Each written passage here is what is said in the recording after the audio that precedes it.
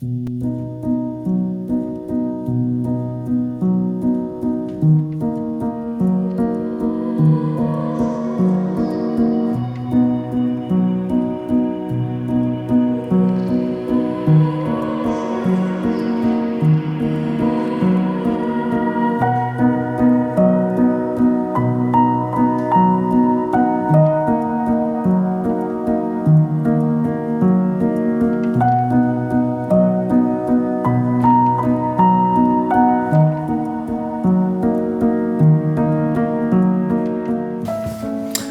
everyone and welcome back to another video.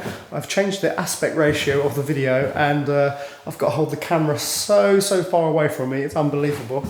My arm is killing me. So I thought in today's video that we continue with the antique tour because a lot of you in the comments said that you enjoyed it. I also enjoy talking about antiques, so let's continue with that because it's a great subject. Okay, I don't know if any of you recognise this chateau. I watched Stephanie's video last night and one of her former volunteers is crowdfunding for a chateau, and this is the chateau. It is called Chateau de Saint-Agile, and it is magnificent. One of the pages in this book tells you the complete history of it as well. So I thought that was pretty interesting to show everyone. Our chateau, unfortunately, isn't inside this book because even though this chateau wasn't even built when this book was printed, the previous 18th century chateau did, but it wasn't historically significant enough to be in this book because they are basically the gems of the region that are in this book. Let's talk about these two paintings or collages. I'm not sure how to describe it. They are by a really famous artist from Normandy, and these two pieces of artwork belong to Gwendoline's father and he bought them in auction. Here is the other one. And they are very unusual because they are literally like collages where people have somebody has stuck or glued different things in to create a piece of artwork. He is called Jacques, is it Prevet? Yeah, Jacques Prevet. Yeah. This one needs the piece of glass replaced on the front because it has a crack. But from my understanding, they're quite valuable pieces.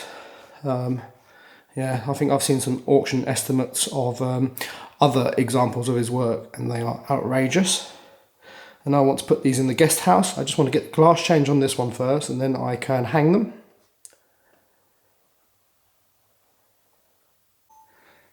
So this clock, Gwendoline and I found in a brocante, and we inquired about the price.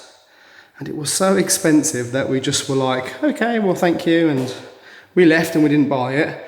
But at Christmas, there was a huge box waiting for me. So, and when I undid the box, this was inside of the box. And it turned out that Gwendoline had gone back and bought it for me. So I absolutely love this clock. It has hunting dogs, wild boar. It has a mare with its foal. It's beautiful and it's solid bronze. And I absolutely love it. And Gwendoline thought that it'd be a great idea to buy it for Christmas for me. So I'm really pleased with that. I can't remember the price at all on that. But you can't put a price on on Christmas gifts or love.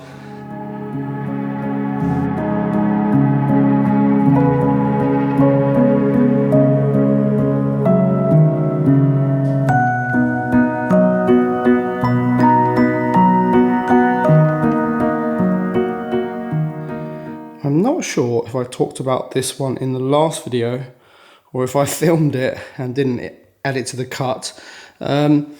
So this is a marble bust which was on a Facebook sale page I think it was for €200 and it was in somebody's garden. When I saw the advert, I thought, you know, that looks pretty great. It can't be a garden ornament. It looked like marble to me, but it was completely green and covered in moss and lichen. So when he arrived here, I gave him a great big clean. I didn't go too mad on him. He's still got some bits of stuff on him, bits of old lichen and whatever. But funnily enough, when he arrived, I noticed that he was signed on the back, WR, which must mean some sort of significance to the artist or the subject. And I thought it was an absolute bargain. And yeah, he's just got a little chip to his nose, but other than that, a bit of dirt. But he is a great decorative piece. I did do some research about the signature on the back, but I couldn't find anything whatsoever. So if anyone out there wants to do a little bit of research, or possibly knows a lot more about this sort of thing than I do, please definitely take a look. Yeah, so he was only €200, and I thought, absolutely, let's rescue him.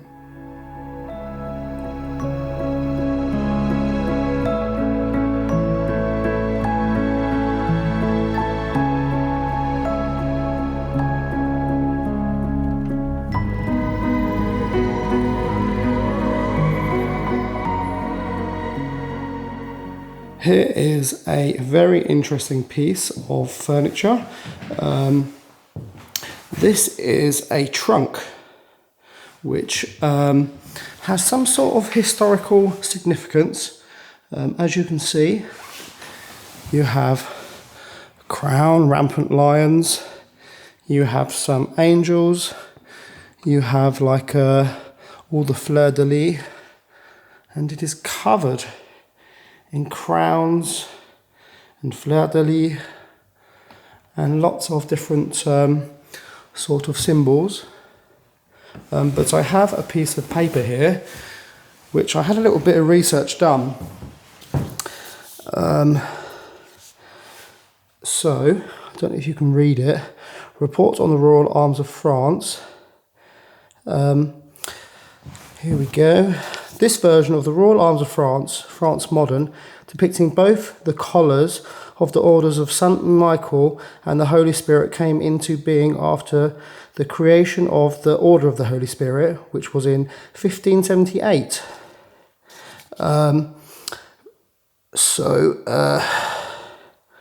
It goes on to say that it gives the impression that the holdings mentioned 16th to 17th centuries, whether it came from one of the royal households or was a chest or coffer in the royal baggage train when the kings of France went to and from Paris to their other estates.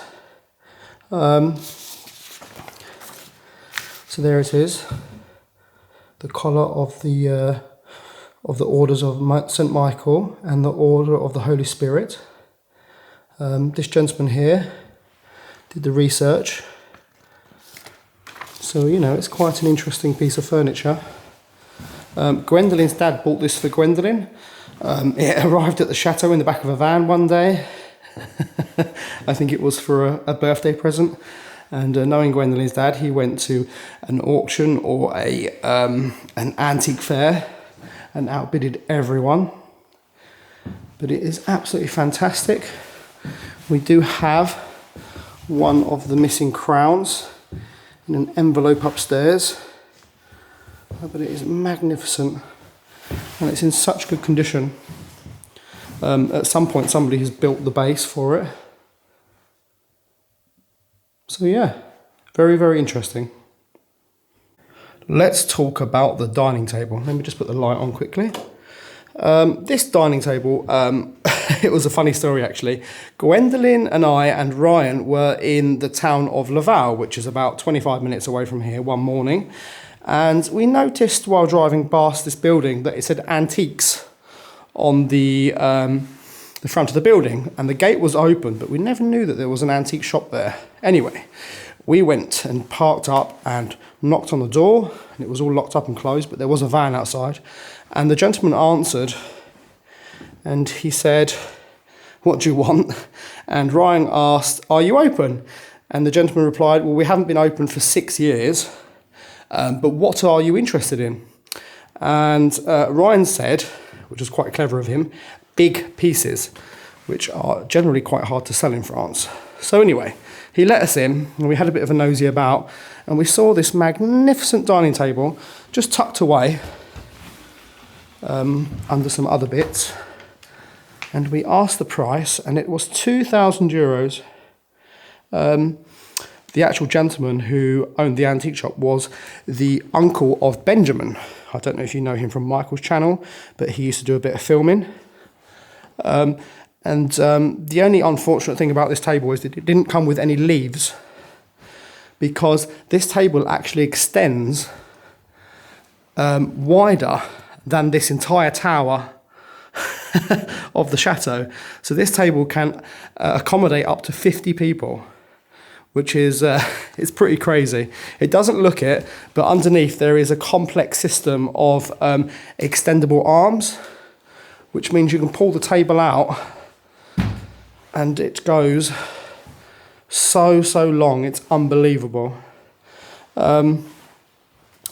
Me and Michael did actually make some leaves, and the oak is actually from Chateau de la Lande, and Stephanie generously gave us some planks of oak, and me and Michael did our very best at making some leaves.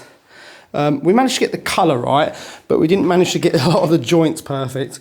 So at some point we will have the carpenter make some leaves, and I want it so the table can extend at least another metre, so we can get all the family around it. Upstairs I have 14 or 16 dining room chairs, which are much more suitable, but they just need repairing. So, you know, it's going to be great when we have big family meals and we can enjoy the pieces of furniture and the room.